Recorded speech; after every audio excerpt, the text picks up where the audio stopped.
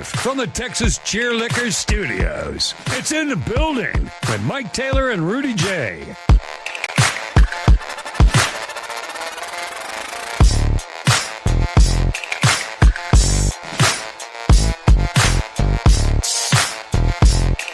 Well, we got ourselves a major show announcement that will come down today during this program here. And we have ourselves a guest, and we have ourselves a bunch of thank yous, and we have ourselves a bunch of hot ass sports opinions. It is in the building. It is show 501. There he is. Yeah, I didn't know what happened. I thought I did something wrong. No, you're fine. I don't know. Did you do something wrong? We good? No. Oh, okay, good. Bouquet, screw it. No. He has a good night last night. He did a really good Great job. night. He did a great. I even called him last night when we got home to remind him, tell him he did a good job. Did a great job. Thank you, Bookie, for last night. Yeah, and now he gets us on a little, like only 5 minutes late today, but it's okay. Here we go. It's 5:01.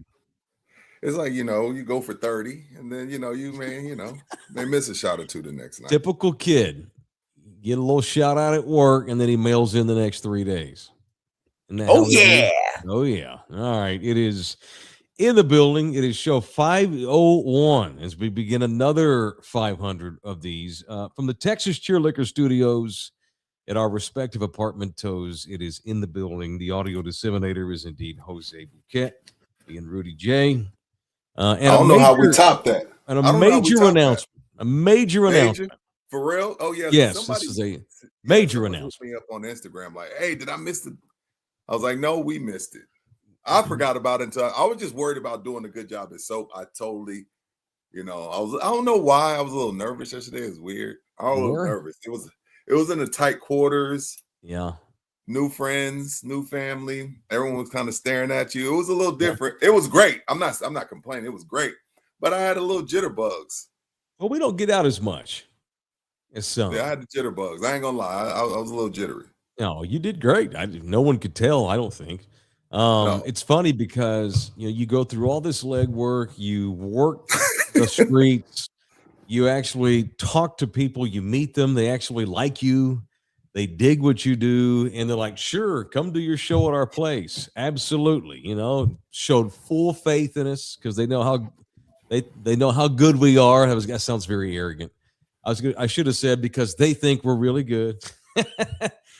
And so we set it all up, put all this legwork into it, go out there and set up. And then we sit down and Jose's like, all right, 60 seconds. Then I get this weird feeling. This happens every time you and I do a show on remote. I'm what was that? Great. It's always great. And then all of a sudden we're 60 seconds away. And then I look over at you and I just kind of feel stupid. Like, what are we doing? What am I doing? You actually said it out. You actually said it out loud yesterday. You're like, what are we doing? What are we doing? You're like, what are these people doing here? Why do you care about what we're doing? You said it out loud. I don't know if you knew you said it out loud, but you said it out loud to me. Yeah. Did they put the wrong name on the flyer? I mean, did they think they were getting somebody else? Why are there people here actually to see this? It's funny. It's just. And now that it's out, we're sitting here in the establishment of a man who R. Kelly refused to work with anyone but the man that owns soap. That is a fact. And then we're sitting next to the other owner who has 14 Grammys. I was like, what are we doing? With all of our riffraff in there. With Madonna. He worked with who was going into the Rock and Roll Hall of Fame? Was it Soundgarden? Oh no, it was someone else. Soundgarden went in this past year. Yeah, but he's worked with Madonna, Robert Plant, Jimmy Page, the Eagles. I don't know. Africa Hot R. Kelly. I'm like, bro, what are we doing here? What are we doing? And then, Emily sits down and she's just like, I think it's 14, but it may be a artist design. I'm like, okay, no big deal. Yeah, no big deal. Here we are in a laundromat doing our podcast, and it's funny because I don't know what it is, man. I still feel after all these years doing this, I don't even know why I'm talking about this. It's so stupid. And no one's going to believe me, but after all these years of doing this as a living, it's still, maybe that's a good thing. Maybe that means I haven't reached my peak. I still feel ridiculous every time we're out in public and like people actually show up. It still feels stupid. Yeah, it still feels good. I'm like, hey, it feels good, but it feels weird. This is the 6th time I've seen you. You're awesome. All right, man. I'm glad we're humble. See, people think we have these massive egos. We don't. No, God, no. We don't. It's all a facade.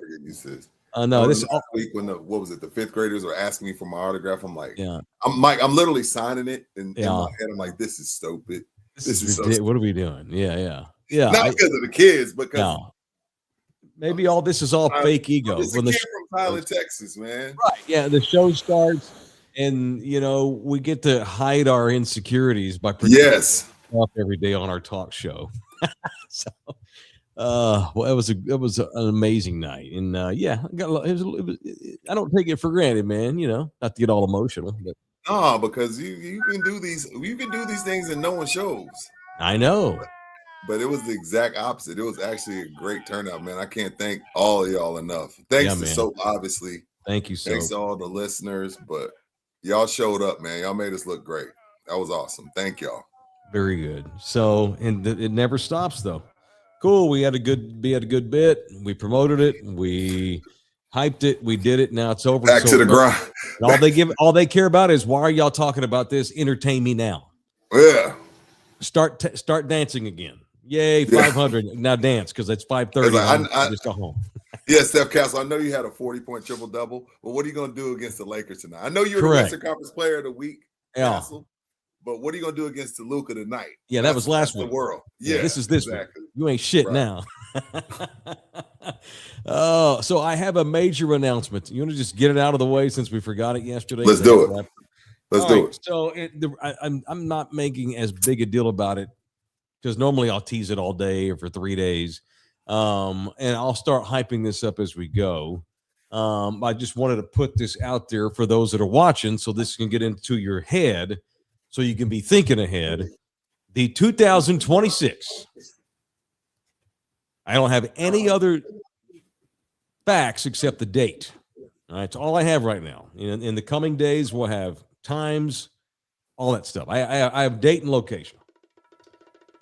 Thank you. The 2026 Mike Taylor barbecue benefiting the Miracle Baseball League will come down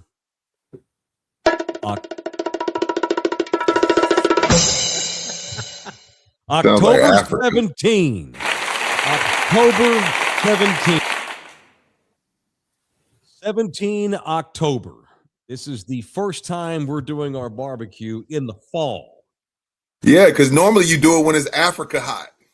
Normally it's Africa hot, as R. Kelly likes it, but many others don't like it R. Kelly hot.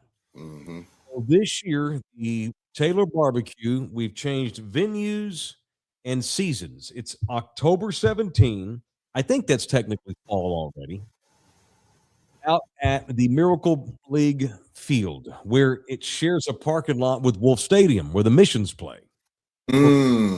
So we have now decided that is the date. It is out there. It cannot be taken back. It is in blood. And now the hyping of that begins as we go out and figure out our rules and regs. Yes, we will have a bunch of barbecue teams out there competing and winning trophies. We'll have judges out there like we always do. We'll have opportunities for the public to come in and just hang out with us, more and more incentives as we get into the year. But just know that October 17 is the day of the barbecue this year, and this year benefits the Miracle League, the San Antonio Miracle League, which is for those that don't know, a youth baseball league in town for able-bodied kids, for disabled kids.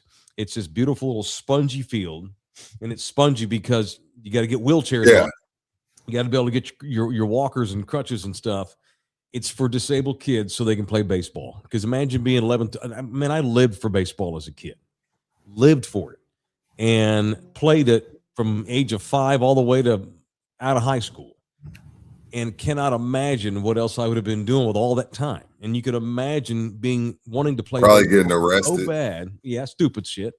Wanting to play baseball so bad, but you can't because of your body. That sucks. That shouldn't be a thing. And the great Michael Miller and the great Jesse James Leha, former world champion boxer, co-founded this league years ago. And I have been a supporter of this organization for a number of years. And this year, it is fitting that we move our barbecue to the Miracle League of San Antonio, October 17th. So there's the date. All the other details will start coming out here as the days and weeks come and go. So there's the announcement. What is that, a Saturday? Yes, sir. That is a Saturday.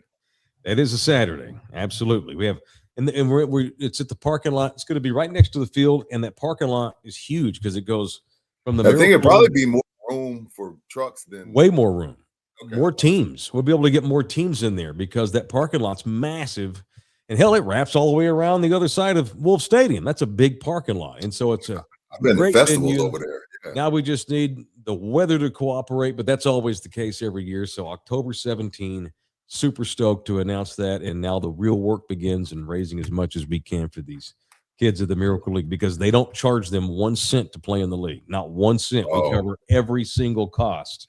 And some of those kids come from the Valley every week to play in that league because there's nowhere else to play baseball and they want to. So awesome organization. Super proud to be a part of it and have a small role in helping raise some funds for those folks. And they're just genuine, awesome people that run that league. So thank you. Spread the love, man. Spread the love. And thank you, champ. Thank you to Mr. Leha. All right. Tom Petrini is going to be in here with us at 5:30. So he used to be the beat writer for the Spurs for Ken's 5. And now he has his own Spurs-based, he lives in Austin now. He's Austin-based, but he does Spurs Silver and Black Coffee Hour. He's going to be in here at 5:30 to talk any and all things Spurs or whatever the hell you want to get into with him. And I'm hoping to, we can siphon off some of the people that watch his podcast up in Austin. That would be great because, we're a 2-market team now, the San Antonio Spurs. We're the Austin-tonio Spurs, as you know. Well, you have to remember, though, this show, second highest rated city is Austin. It is. That's right. Every month. That's not a lie. That's not a lie. I'm not just saying that. That is very true. So it's only right we do some things with Austin. Bingo. So we'll see. We'll have Tom here in a few and chop the shit with him. All right. You put something yesterday in the run sheet, in our pre-show text sheet that we didn't get to any other things. Yeah, we were worried about the people that came out the soap. Sorry to the web people yesterday. We love y'all too, but yeah, and I was confused, but can you tell me what you meant yesterday when you wanted to give a reach around to Jock Landale, or is it Landale, the Australian? Yeah. He was here for like 2 months once. Yeah, so he got traded. Okay. And while he's in the air to get traded, Utah was trading him. Yeah. Utah was trading for him. And while he was in the air, they told him, don't get on the plane. I mean, get off of that plane, trading you to the Hawks. Mid-flight. Oh, that poor bastard. He lands in Memphis. Instead of just saying, hey, I'll catch y'all tomorrow, rents a car, drives to Atlanta. Why? They're playing Utah. Drives 5 hours to Atlanta, hops out the car, and proceeds to give Utah 26 and like 12. Damn. Yeah. Bust their ass. Like, oh, you motherfathers want to trade me while I'm on my flight, getting my snack, getting my Sprite and my peanuts. And he got him a rental car, drove to Atlanta just so he could give Utah the business. I like that kind of shit. No, that's good stuff. And he's a tough dude. We drafted him. Yeah, he's an Australian kid, right? Yeah. The Spurs took him in the second round, I want to say, and loved his upside is the word that gets thrown around a lot. He just became one of those pieces that you could move because of different trades. It was just a matter of space. Business. It was business. It had nothing to do with him. And he's a solid player. I didn't know he was putting up 20 and 28 and 16. Yeah, he did that. He gave him the business. So I wanted to just give my man some love. He's only because he was a former Spur. Okay, just threw me off. I wanted to give reach arounds to Jock Landale. Yeah, random basketball. I like those Australians. kind of stories. No, I like giving the business to people when they don't believe in you. Yeah, I got a hit list. I got a hit list of people. It's always awkward when there's a baseball trade and it happens in the middle of a game. And the guy gets traded while the game is going on, and they have to call him off the field. It's so weird and kind of embarrassing, It's super embarrassing. There have been scenarios where the two teams playing each other, made a trade together. And you'd have two dudes go across the field into the other dugout to join their new teams. Wow. How crazy is that? But see, why can't we do that after the game? Why do we have to do it right then and there? Like, he ain't done no physical. No idea. Because they're scared to death. Well, if he blows his Achilles out or something and the trade's already done, you got to get your ass over here. That's always very, very weird. But good on Jock Landale. I knew he was going to be a decent player. I'm not saying all-star level, but I knew he'd be okay for sure. All right, man. It is in the building, presented in part by Sammy's Embroidery, the official embroidery man of In the Building. Sammy's has been around since the mid-'90s. You see his billboards all over the area. He's got like 70-something across the state because Sammy's not just San Antonio. Sammy is statewide. And you could live in Hawaii. You can live in Maine, the birthplace of Cooper Flagg, and still order Sammy's because this man ships. And it is getting close to springtime. That means we got spring youth leagues all over the place. And if you are in the market for logos on hats, uniforms, whatever it might be, bags, anything spring sports, Sammy has all the name brand sports gear over at Sammy's Embroidery just south of North Star Mall on San Pedro, 210-824-3900. All right, shout out to George. His wife called him George last night. We've been calling him Jorge for a year. Bro, because we're from San Antonio. He's Jorge. Okay, there's when I see a J, I say Jorge. Mrs. Sanchez called him George last night. Well, you know what? I like Mrs. Sanchez more than I like George, so I'm gonna call if wifey call him George. I love his wife. I'm gonna call him George. Because and she was representing last night with the t-shirt. She's always shows love. Yeah. So Mrs. George, he's all George from here on out. You're all right. We're changing your name, George. It is George. And he just gifted 5 Love You Hard TV memberships. Thank you, Holmes. That's very I'm going to give an early punch to George, though. Thank you for the memberships. But and let me tell you why, Mike. I go over to his table and watch him proceed to kick his little beautiful 3-year-old daughter's ass 8 times in a row and connect 4. and I was like, he was like, she needs to learn to lose, Rudy. I was like, I'm about to help this baby win. Well, early punch, poor baby was in tears. She couldn't beat him. Just kicking her ass and connect 4. Just kicking her ass repeatedly. I was like, come on. Was the kid shell-shocked or upset at all? Or was she just having fun? Okay. Just having fun. It's fine unless she's crying. Although some dads might be like, no, that's what I want. Hey, that's what I want. Yeah, that's what I'm trying to do. Because in life, you're going to get your ass kicked 8 times in a row sometimes. Yeah, you're not going to always win. Sometimes you don't. Sometimes you win, sometimes you lose, sometimes you get hired, sometimes you get fired. That's life. Please get the fuck out of here. And then sometimes you get thrown off. Go home and get your fucking shine box. We're talking about a kid, but every Ms. time Jorge says it's both names. She's in the chat. She says it's both. Okay. Sure. So he's staying. You know what? It's George. We changed it. Damn it. We're keeping it George. So I'm always reminded. I don't even remember what year this was. It was the American. I think it was the American team in the Little League World Series championship playing one of these Chinese Taipeis or some shit. These 5'9" kids come over here from other countries, and I'm like, okay, you're like 17. But anyway, one of these years where the Americans got their butt whooped. And the center fielder for the American team, they of course, the TV loves to show the crying kids every year on ESPN. So they pan down there to this kid. He's face down in the grass with his face buried in his arms, on his belly, sobbing, just sobbing and sobbing and sobbing. So, of course, because it's great TV to exploit the 12-year-old, we got to have the damn reporter run over here to talk to dad. So they got split screen, just like you and me are now. One screen's the kid crying. The other screen's the reporter with the dad. And she's like, how much don't you feel like you need to go down there and comfort him? And the dad goes, no, I don't. I'm not going to. The dad goes, we've played 66 games this season, counting all these tournaments in summertime. We've won every single game. Right now, you're watching my son learn what it feels like to lose. And I'm not going down there. And it came off as pretty freaking hard ass in the moment. But the life lesson, I get. Yeah, I do. Remember James Harrison, the badass Pittsburgh Steeler, played linebacker for them? Absolutely. If he in the Hall of Fame, of course, I don't think the Hall of Fame's a shame don't even anyway, get me but started on whatever. them. You know, his sons all got like they all play football. They had this big like flag football tournament or 7-on-7 or whatever, and they came home and they had like, you know, the red ribbon.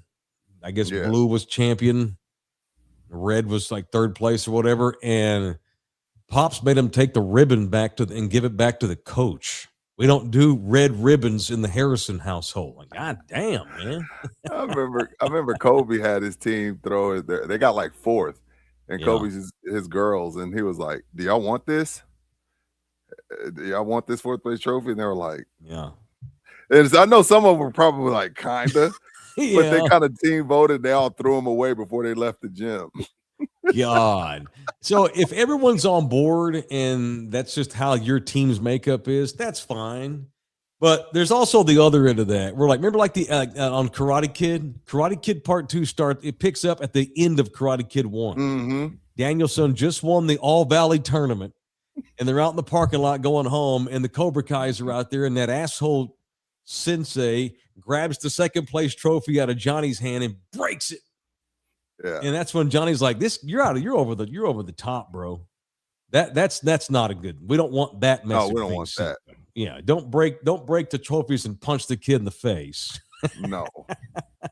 But it's okay. I think it's okay to accept a second or a third place trophy. Just make sure the kid knows that was second best. And that's great. Or that was third best. And that's great too. I mean, but you're not a winner. You didn't win. You didn't suck. You just didn't win. You weren't Drake May.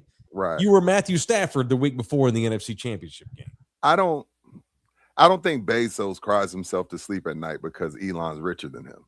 Sometimes second ain't that bad. Well said. when you're Jeff Bezos. I love that. Yeah, you think the guy that runs Louis Vuitton's like, oh damn, I failed. I'm only fourth in the world. No. That's a good point. I love that. Yeah, I do. All right. Shout out to all youth coaches as y'all get ready for your spring leagues. Don't make it all about you, man. All right. I'm looking for I found him earlier today. I was looking for Trey Hemphill, aka Finnego. Finnego was the fourth guy that won a Super Bowl square the other night, and he's the only one that I did not hear from the night of the Super Bowl. The other three that won, like, they hit me up immediately. I couldn't get a hold of Finnego. Finally got him on the phone today. Well, I got him on Twitter DM and got him paid. So congrats to the fourth Super Bowl pot winner, Finnego, longtime supporter and member. Shout out to Finnego. He came onto my Facebook post. So in the picture we posted where it was all of in the building, my wife ended up standing like right above Buki, and he comes on my page. He was like, "Hey, is that Helga?" And I was like, "Oh." I was like, "No, that's my wife, bro." Oh. I was like, I said yes just for funsies. Yeah, I don't even know what Helga looks like. Only Mike does. Mike knows she exists. She's real. I've had dinner with her. Oh. I've seen her more than one time. Assuming he didn't pay her to just be his escort that particular day, I can confirm that Helga does exist. Absolutely. You know, you caught me, escort. I know you don't have the money, so I know that was a real girlfriend. She likes his ass, though. She does. That night we had dinner, he got up and was dancing with those because they had like the samba dancers in there. Yeah. And Jose got up and was like doing the line. He was following the conga line or whatever. She was looking at him. She thought that was funny. She likes his ass for some reason. She does. Strange. Are we debating on whether or not it's supposed to be Jorge George in the chat? It looks like it. Yeah, no, it's she said it's both. Mama George said it's both. So we're calling whatever we want. Is David Arwater right? He says the Lakers are going to rest Luka, LeBron, and Austin Reeves tonight. I know they shut LeBron down. I hadn't heard about Austin and Luka, so I could see that. Yeah, I knew that LeBron was shut down. He's going to end. He's not going to wind up playing in the minimum. I think it's a streak of 21 consecutive All-NBA teams he's made that he will not win now. I think that's what it is. And I was saying, again, I know I'm hard on LeBron fans, but I remember I texted y'all a while back. I think it was about a week and a half ago when the All-Star teams came out.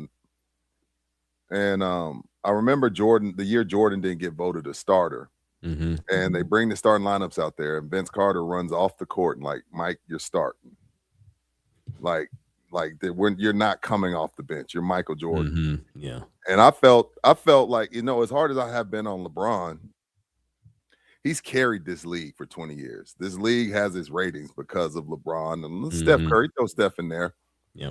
But there's no way LeBron should be coming off the bench in an all-star game. Somebody got to give up their spot. Now, I'm hard on LeBron. You know that. But when we look back and when he's gone, we're going to miss him. The NBA is going to miss him. The NBA is going to miss him because you got no villain.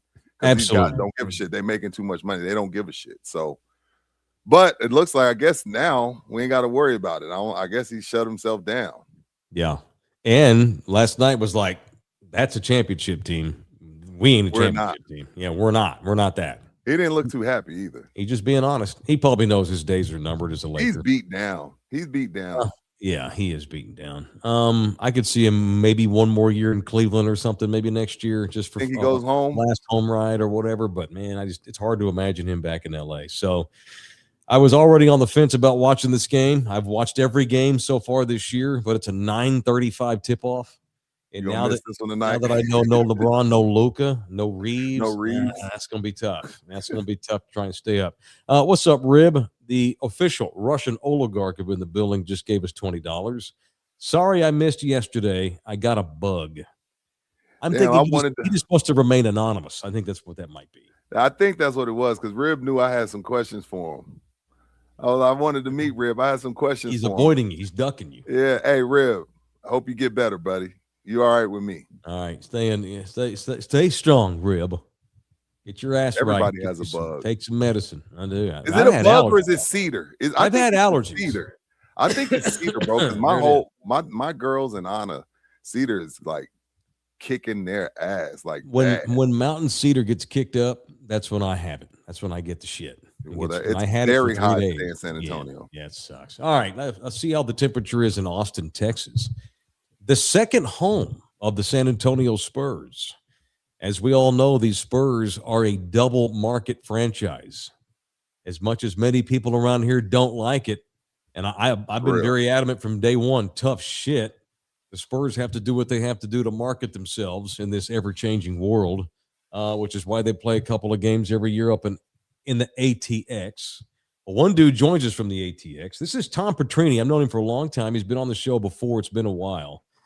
Tom is one of the hosts of the Spurs, the Silver and Black Coffee Hour. He used to cover the Spurs every day for Ken's 5. He's also, I'm sure this is on his resume, a former NBA All-Star Weekend correspondent for the old Mike Taylor Live podcast. It is Tom Petrini from Austin, Texas. What's up, Tom? How you doing, man? Mike, I'm good. How are you? Can you hear me okay? Well, yeah, you sound perfect to me. Perfect to me. You're fine. Yes, you sound sir. fine to me.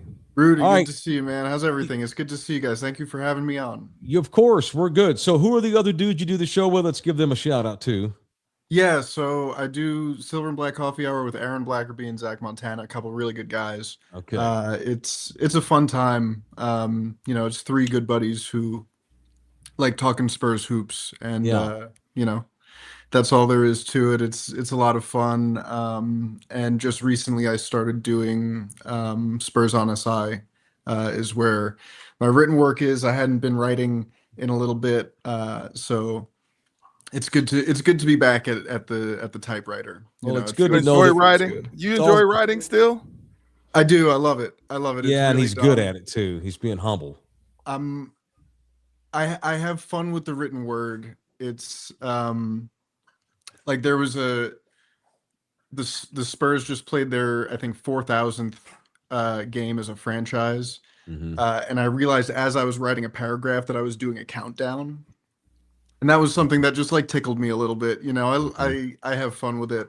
And the thing is, like, I had a great team at Ken's 5 with me, and really shout out to my editors, anybody who ever edited anything I wrote, because I'd be like, okay, so I wrote this thing about the Spurs, and they'd be like, please tell me it's less than 5,000 words. And I'd be like, I don't know if I can do that and be honest. Do you want me to lie, or do you want me to tell you that?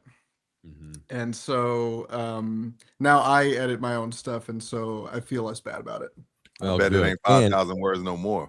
Yeah, it's also good to know that SI is using humans again to write all their stuff. All right, outstanding. Very, Mike was an SI writer there's for a while. very strict, 100% organic content. I know. I'm just giving you code of shit. conduct. So yes, All right. absolutely. Let's get into and this. there I work with Matt Guzman, who's also great. All right. So Tom obviously has brutal San Antonio ties, but he's an Austin resident. And this is every year when we get closer to the Spurs playing games in Austin. And it's not as bad as it was the first year, but it's still there. Rudy can attest to this. Here, when we get ready to go to Austin, people around here have a hard time sharing our Spurs with y'all. You know, and I'm sure that you've heard some of that yourself on your side of the fence over there in Austin. I mean, yeah. And I get it. You know, I understand a certain amount of, this is our thing. You know, we're not swingers. We're not swingers. Bullshit. It's a core part of the city's identity, right? I get why that is a hard thing to share, but would you rather share it with your neighbors or lose it to Vegas? One, which I don't think, that was always sort of, if the Spurs ever left San Antonio, which, spoiler alert, I don't think they ever would. Just because of, one of the 5,000 word stories I wrote for Ken's was about their expansion into the Austin market and how basically it's something that they have to do as a business. They would be silly not to do it as a business because of the new fans that they can reach, the new sponsors that they can reach. They're bedrock in San Antonio. It's not like they can go deeper in San Antonio. They're synonymous with the city of San Antonio. And so if you really want to grow the brand, you've got to go into markets that you have a reason to tap and have the ability to tap more. So Austin, France, the team is doing a week of activations in France. The team's not going to be there, but they're, putting a lot into it. That's right. We're in a throuple. We're in a throuple with Austin. I'm okay with it. We hang out with France too. I'm okay with it as a, obviously it's ours, but I'm also a businessman. Mike and I are businessmen as well. It's just simple. It's simple economics. It's like, there's no even need to go into it. And for the people that don't understand it, get over it. I can't explain. If you don't understand that, I'm not going to spend 5 minutes explaining it to you. Right.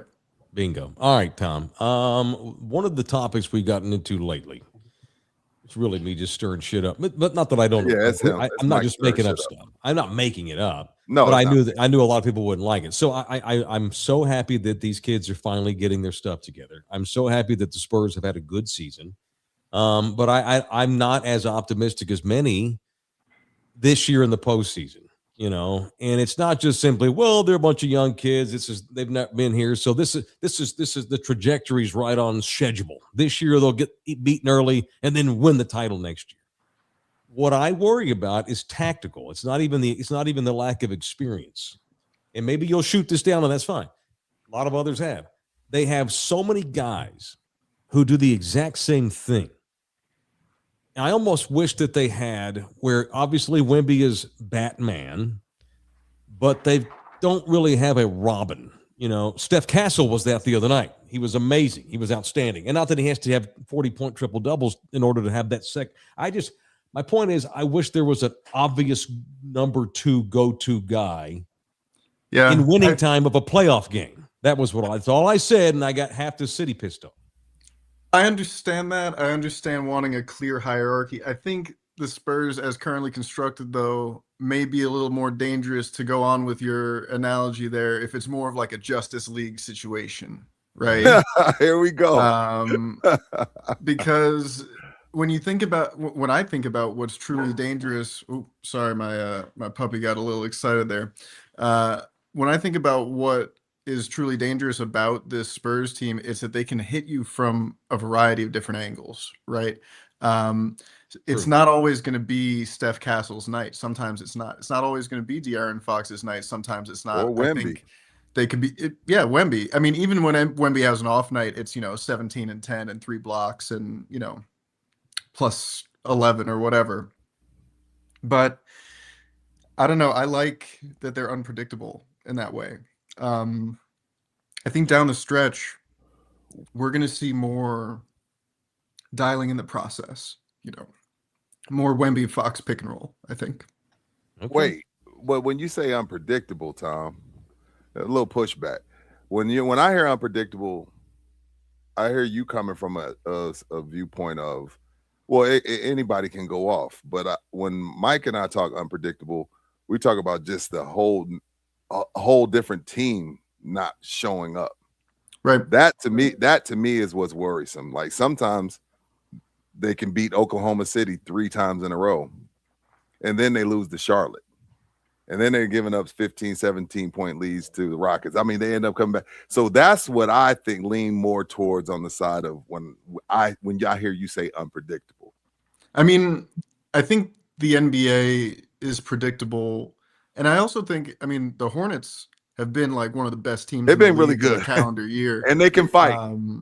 Yeah.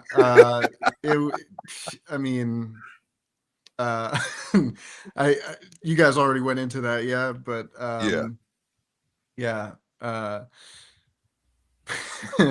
I think that the Spurs, first of all, they're a good matchup with Oklahoma City, right?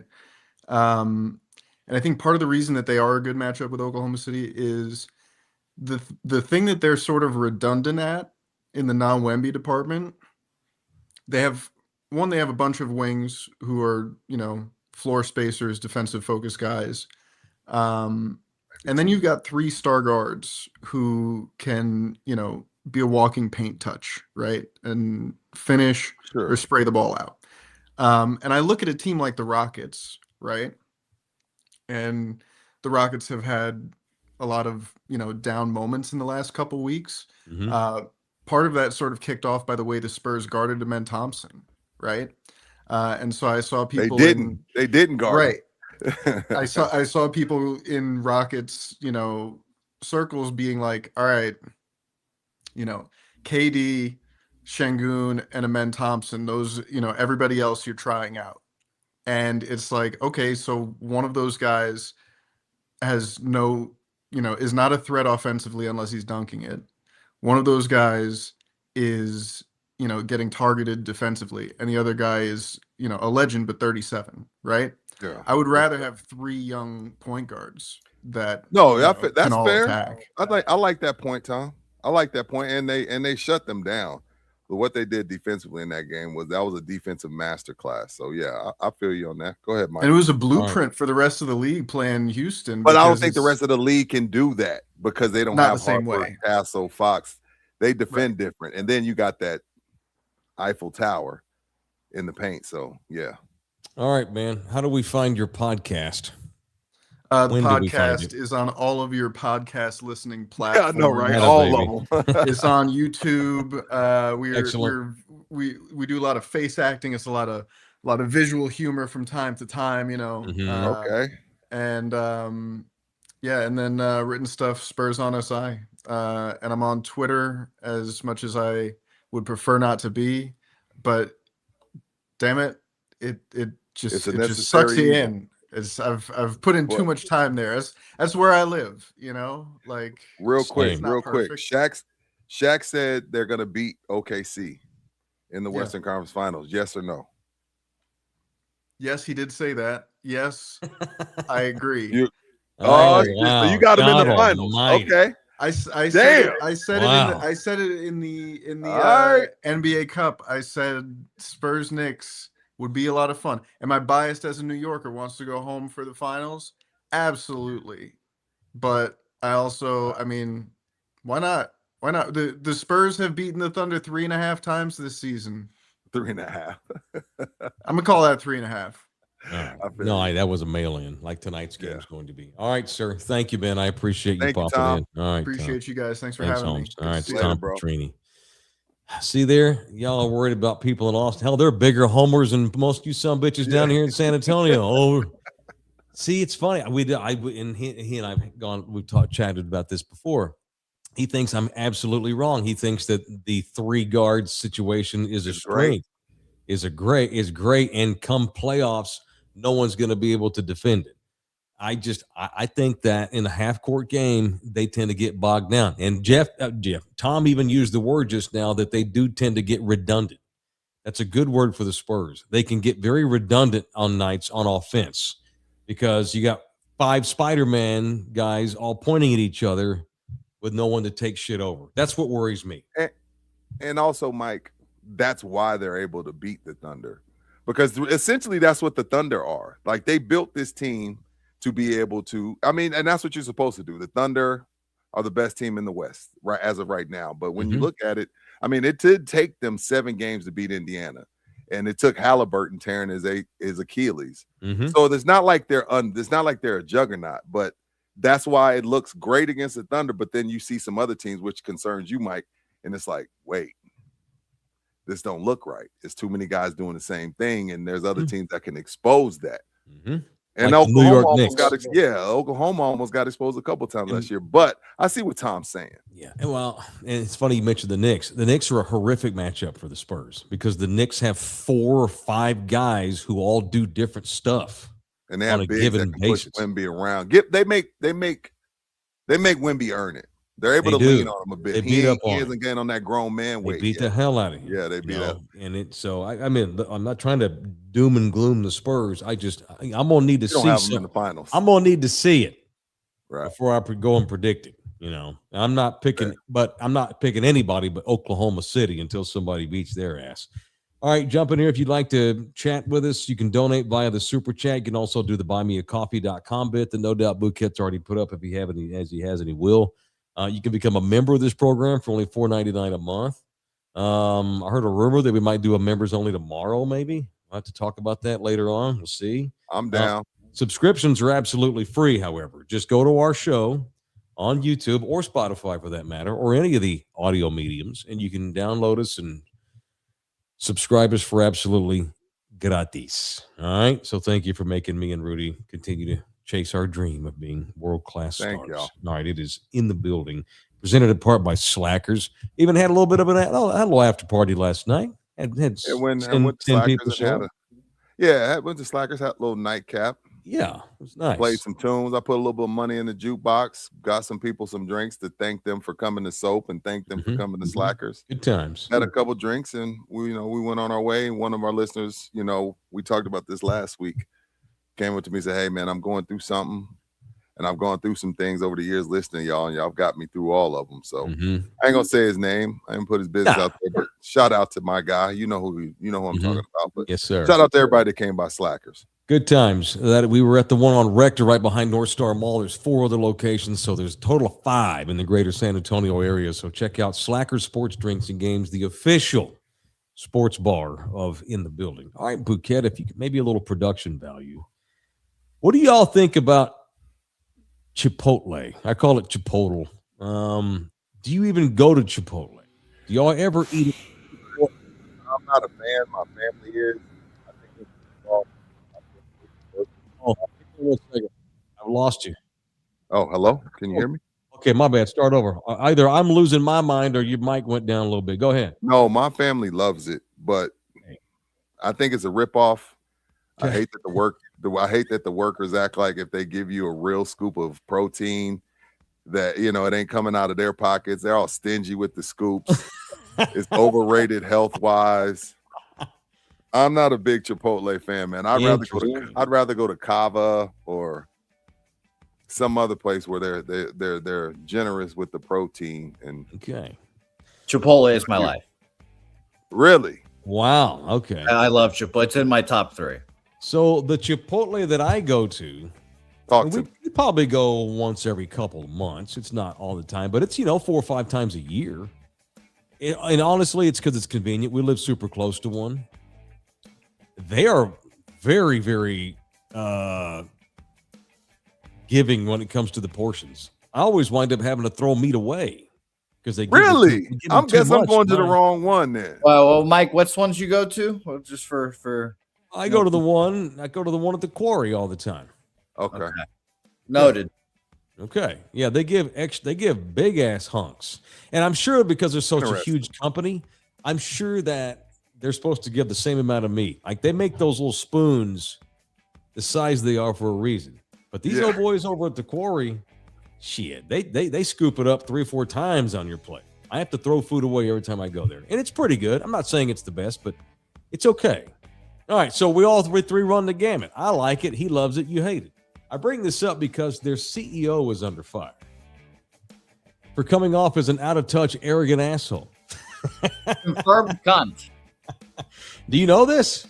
Yes, confirmed. Are you familiar with this guy, or you just saw the same news I did? Man, I just saw the same news. Yes. All right. The CEO of Chipotle is something called Scott Boatwright. And he was on Yahoo Finance yesterday. Don't ask me why I know that. I read that somewhere. I don't watch Yahoo Finance. He had to clarify today to them after doing another interview in which he said that 60% of our consumers' average household income is over $100,000 a year. And they're still spending in this tough economy. So basically he's like, man, most of our customers, they only make a little over $100,000 a year. I mean, and they're still finding a way to spend in this economy. He came off as completely out of touch because he's a multi-millionaire. But 60% of the people that eat at Chipotle make $100,000 or more in salary? I don't believe. Well, I know they do extensive data research on this stuff, but I don't believe that. So people are saying that he's coming off as an arrogant asshole, saying, "Yeah, I mean, you have to. Yeah, poor people don't eat Chipotle." And that was also his reasoning for raising the prices of Chipotle. Correct. That's all. That's the only reason why he said that shit. Yeah, that's why he's an asshole piece of shit, and that's why Chipotle has gotten worse in quality in the last 5 years. You just said it was your life. I can criticize something that I love. Are you going to continue to go despite Scooter Boatwright's hot sports opinions about his clients? And I also feel like it's a Gen Z spot, and I know they not all. I know 60% of them ain't making 100K. So I'm calling bullshit on that. It also used to be very trendy hipster, and now it just looks old as hell. I haven't been to Chipotle in a while, but I do love it. They had hard times. You can't DoorDash it because that's how they really skimp you on the portions, Rudy. And then you wind up paying way too much. Yeah, I need to look at the guy in the eyes when he screws me, and I need to look at him and he understand that he's screwing me. Mm-hmm. I just feel like I can make that at home. I can make me some rice. I can throw me some black beans on the pot and give myself a healthy portion. It's just $13, $14 for that bowl to me seems crazy. There for a while, they had real bad PR because folks were getting sick in there. I remember I got it one time. I got food poisoning from Chipotle. Oh, now this even further explains your hate for them. I got food poisoning from Hooters once and Chipotle. That's the only 2 times. Ugh, now that's a shitty place to eat. Hooters used to be great. Hooters was great for a while, Mike, because that's where me and Anna would date. We would go on dates there, and then within 5 years, it just went in the shitter. Way off. In the 90s, it was good. Yeah, it's awful. They mail that in. That is every beer joint in town's got better hot wings than that place. So they recovered in 24, early 25. Chipotle did. After 2 or 3 years of having to close stores because of sickness rumors and shit. But year to year, from last year to this year, they're still down 31 shares. That's a lot. Good. So they're losing money out the yin yang. They're in trouble. In fairness to them on the pricing, let's just say we're talking steak, because I know that's what people do the steak when they go there. I don't care where you go. You go to Calabria Meat Market, you go to La Michoacana, meat is way up. Meat is way up everywhere. So I'm not gonna. I love the Hispanics. I don't mind bashing people, but I don't hate rich people. And I understand prices going up. They're up everywhere. It's not like Chipotle's like, well, I know steak went up $2 a pound, but we're going to keep our prices the same. That's just not good business. It's just not smart. So I'm not going to kill them for prices when everybody's price of getting the goods is more. So that's not his fault. But to act like, oh, everybody's still spending, they make $100,000. That's bullshit, but the prices should go up. Our consumers can afford the price hikes because they're all high-paid people. That's basically what he was saying. Yeah. What's your Chipotle orders? Right. I mix it up. Well, sometimes it depends. If I had a bad day before, I'll just do lettuce and protein. But if I've been eating well, I'll do rice. I'll do the whole thing. But if I'm trying to keep it clean, I'll skip the carbs and just go with like a lettuce and protein bowl. My order is disgusting for random people, but I get the same thing every single time, no matter what. Double white rice, chicken. If I'm feeling froggy, I'll get extra double chicken and steak. If I'm feeling froggy, double sour cream, double cheese, and we rock and roll. So you spend $20 on a bowl. If I'm feeling frisky, I will get double chicken. You don't need double rice, Buki. Oh, I need the double rice. I'm froggy. He sounds like a guy from 1962, the way he talks sometimes. Yeah. Are your parents actually your siblings, and your real parents are like they died in the 70s? Were you born to an 80-year-old guy? Sometimes you talk so anciently. Sometimes it's funny. It's endearing. I'm feeling froggy. But I'm quite froggy today. Double cream, double rice. God. The double sour cream is important. I heard they have the best avocado. Do they really have the best guac? Is their guac unmatched? I don't eat guac, so I don't know. Mike? I have a hot sports opinion about guacamole. Okay. What's the hot 90% of it sucks. My man, I knew we worked together for a reason. People overrate that shit, Mike. Most of it sucks. Some of it's amazing, but it's most people screw it up. They go cheap on it or whatever. Put too much sour cream or some shit. I don't know. Yeah. I don't love it. Thank you. I'm glad you said that. I don't like it. I try, I'm trying to watch my weight these days. Oh, wait. So I'm pretty good now. Like a lot of times I don't get rice at all. I get the veggies. See? I get lean meat on top of veggies, and that's all. Thank you. Maybe some salsa.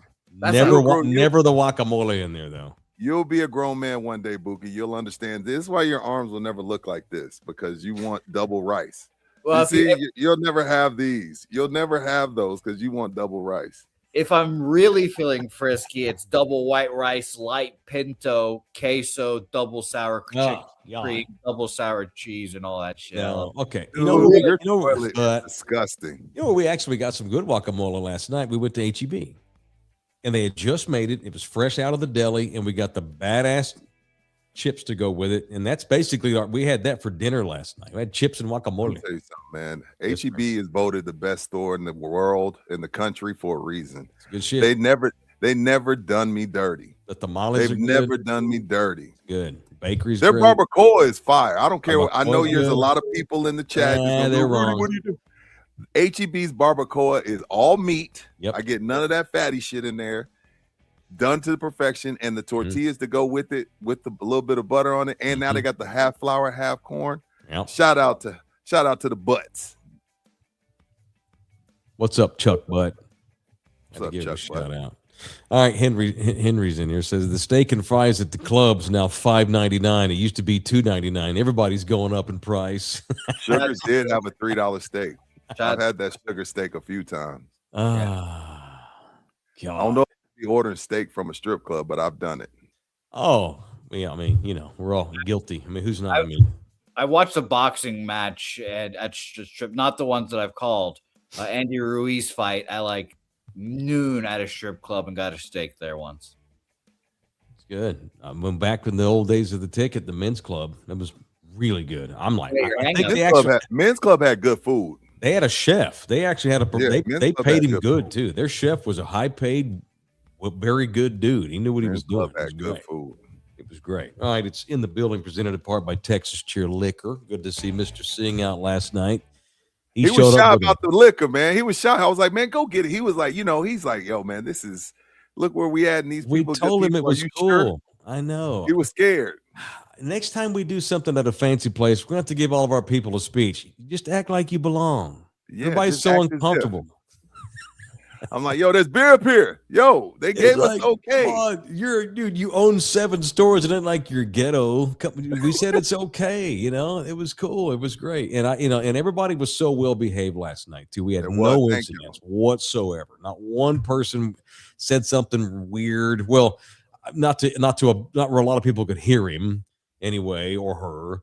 No one got too drunk. No one got drunk at all. It was very cool, super classy. And I appreciate and our people are always good, but that was a new client. We wanted to look good for these people, and everybody did great. And Mr. Singh represented, brought a big old box of good stuff in there, and still got them specials going too. The rest of the month of February, almost. Yeah, man, y'all get in there and get that George Gervin, man. Y'all always forget about Ice. I know we love Tim and Dave and Tim, and Manu, but Ice has brought his vodka to us. He should be the first statue up, man. Act like y'all know who Ice is, man. That's a bad mother father. Damn right. Come on now. Damn right. All right, we got Bontetta Ranch wine flavors. Normally they're $12. Now they're $7.99. Confetti sweet red wine, normally $18. Now you can get it for just $6.99 a bottle. Come on now. And Rudy mentioned that Iceman 44. That's $5 off every bottle now. All right, and then all the other things in there. When you mentioned in the building, you get 5% off. All you have to do is mention our podcast. Don't mention Rudy or me or Bouquet or anything. You have to say the phrase of the show, in the building, and get 5% off things bought in all 7 locations of Texas Cheer Liquor. All right, y'all want to do a little punching? A little punch? Get a little violent up in here? Let's do a little punch. It's time for people that want to punch on In the Building. It's time for people I want to punch on In the Building. Hey, he has a good night. I'm just happy your glitches were for today. Like last night was spot on. Maybe we need to do more remotes because he takes it more serious when we're out somewhere and everybody can see him. That's true. That's more very true. That's very true. Rather than running our huge show that we do with many listeners every day from his couch, gets a little too loose with it. So I appreciate him because I could see it in his eyes yesterday. He had the proper fear. He was there early. Exactly. He was like, he had that proper, it takes a little, now, but see, the thing is, now I know it's in him. Right. So last night proved to me it's in him because I was like, Buki was like, oh shit, we playing the Lakers? Bet. Right. I'm going to get the shoot around early. I'm going to get my work in. Unders Buki in town. was on point. Yeah, Buki was on point. Did a great job. Buki, you got Jordan. Pull that female dog story up. Pull her story up, man. Why you pull that up? I need to know that story, but who you punching tonight and why? I'm punching Bill Belichick's girlfriend. Oh, for this dumbass T-shirt? She decided Jordan Hudson wore an Orchids of Asia T-shirt to the UNC game last night. Dude. Belichick's lady taking shots at Kraft for prostitution the day before the Super Bowl. This was the day before the Super Bowl. And Bill let her. That's how I know. Bill, blink 3 times if you're okay, man. Like, I get it. Like sometimes our women, you date a Latina woman, I date a Latina woman, and sometimes they dig their heels in and you got to let them be. But there's also that time, even when their heels are dug in, you grab your balls and you say, no, babe, we're not doing that. We're not doing that. And I love my wife, and she has a say so. Yeah, she has a say so. I'm not sitting here telling you I'm the boss, but what I am telling you is this on your watch. Like, I can see it, like she says, hey, babe, I'm going on a girls' night. You don't know. You just say, hey, man, you just happen to get out the house. You don't know she wore it. Whatever. Shit happens. Yeah. You were going with her. The immaturity level on this guy, and you act like he needs to grab his balls, and he does. I just think that's him as a person. I think he spent his entire adult life doing nothing but coach football, and off the field, he's just a shallow asshole. He's a shallow dude.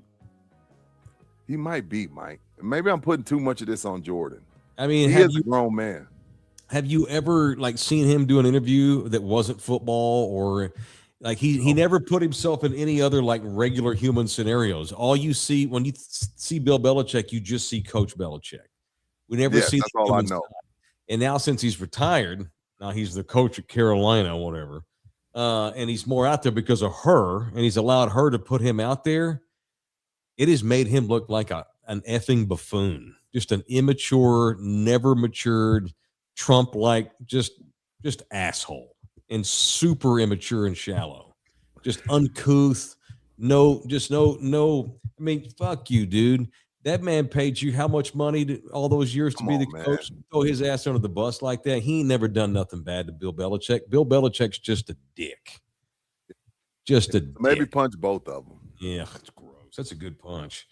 All right. Although I enjoyed it, and being a Gen Xer, a good old fashioned dust up, a little Donnybrook in the NBA. I used to see those once a week back in the day. It seemed like a real fight. It seemed like the first real one we had. Yeah, that kid last night. So it punched the dude for the Pistons that like shoved that kid in the face. Jalen Duren made that kid go. Duren. That kid, you don't do that to another man in a situation like that.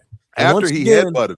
Yeah, once again, the Pistons are involved in a melee. That's what they do up there. They get bored in that shit ass town and they get mad and they take it out on the court.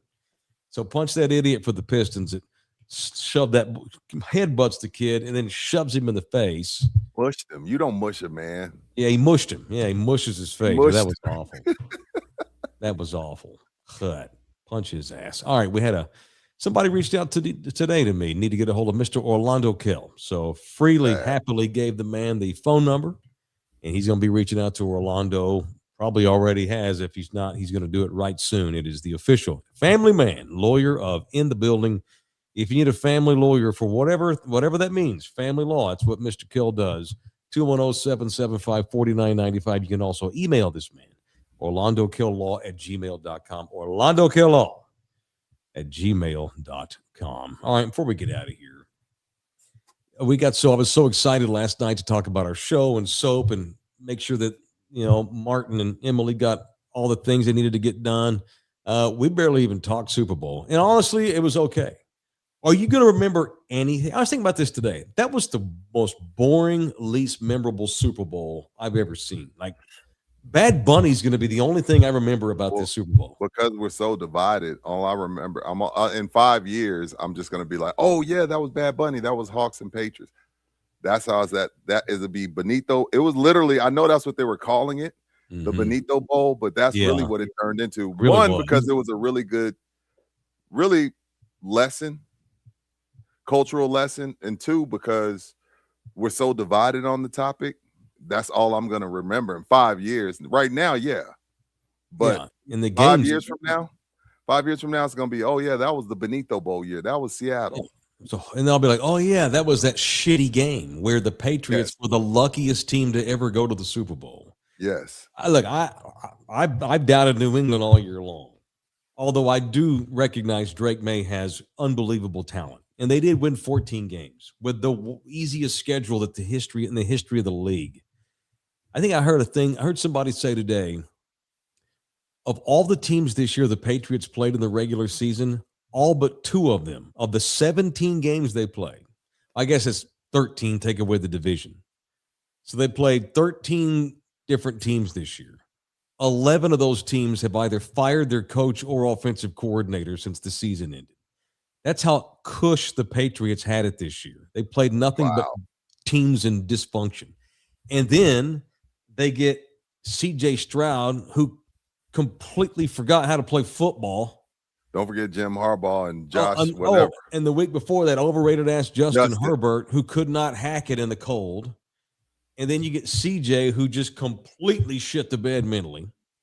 And then you get to go to Denver without Bo Nix, who's hurt, and it's the worst weather in the history of the league. I guess I'm shitting on the Patriots. Yeah, that's one of the worst Super Bowl competitors I've ever seen. Like the 85 Patriots, they got beat by the Bears 55-10. I mean, that might be the worst team that's ever played in a Super Bowl. Now that I think about that. Yeah, it was ugly. It was ugly. Definitely the Benito Bowl. Absolutely. 4 paws in the grave with a mic drop. Nobody's going to remember the Kid Rock lip sync Safe Space halftime show either. Comment. All right, that's it. We're done. Thanks to Tom. What are y'all doing the rest of the night? You gonna watch this game? Nope. The Lakers are tanking the game. 9:30. That game will be watching me. I'm gonna put it on. But I'm almost positive I'm gonna fall asleep. Just phase out. All right. Like Bouquet, are you leaving tonight? TV. You going to TV watch you. You going to Chipotle for double sour cream and rice? I wish. No. Just over here sucking and fucking tonight. You guys know me. You know, Rudy, that's my fault. I passed it to the guy who takes too many shots. I passed it to the guy who just threw up a 32-foot bomb with 11 seconds still on the shot clock, and that's my responsibility as the leader of one of the leaders of our club. I apologize. Bye, Boo. On behalf of him. Thank you. Once again, one last time, thanks to everybody over at Soap Laundry Lounge. That was a lot of fun. Everybody had a good time. We are back mañana, 5 o'clock. Oh, just in time for $9.99. I guess I got to read it real quick. Let the music run. I'm right on par with Rudy. I usually use halftime to transfer from one party to another or go get beer. I've only stopped down for one halftime show, and that was the Dre Snoop show. That was great. Budweiser won. Thank you, Julian. That's a good mic drop, too. We're done. Y'all have a good night. Go Spurs, go. See you back in here mañana, 5 o'clock, yo. Peace. We got to keep on.